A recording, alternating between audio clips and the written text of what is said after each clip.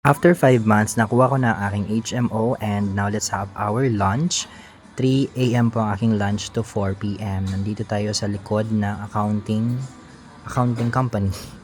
Ayan mga list ng aming karinderya. I choose combo meal na merong isang caldereta and menudo. So let's give it a bite and let's just adjust it a little bit. Oh. Ayan, aside from yung dalawang combo or yung combo nila, meron siyang free na sabaw.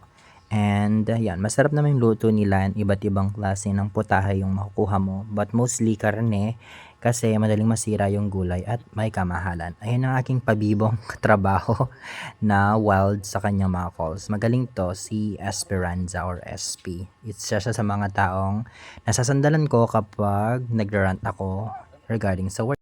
Kapag night shift ka, ang kailangan mo talaga kumain and kumain ng kumain. Kasi kailangan mo ng source of strength, especially yung work mo is stressful. So, ayun.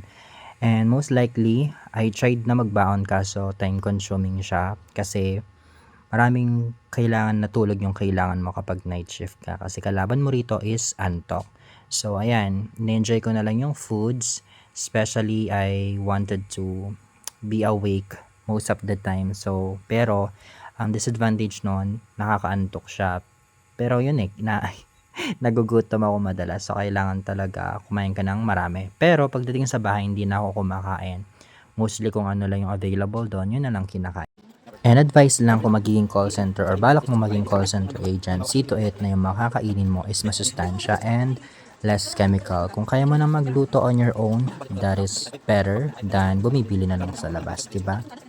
After eating, nandito kami sa cafeteria namin sa Sandamakmak yung upuan. Nagbibiran kami dito bakit daw ako nagva-vlog para naman daw akong yayaman sa pagba-vlog. Sabi ko naman, feeling ko mata-terminate na ako kaya ako nagva-vlog.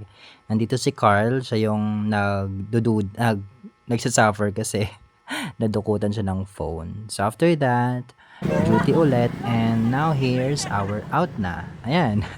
Naghintay na kami ng shuttle. Mostly ang pagdating ng shuttle is 7:15 to 7:20 and alis na kami. So I hope you enjoyed it.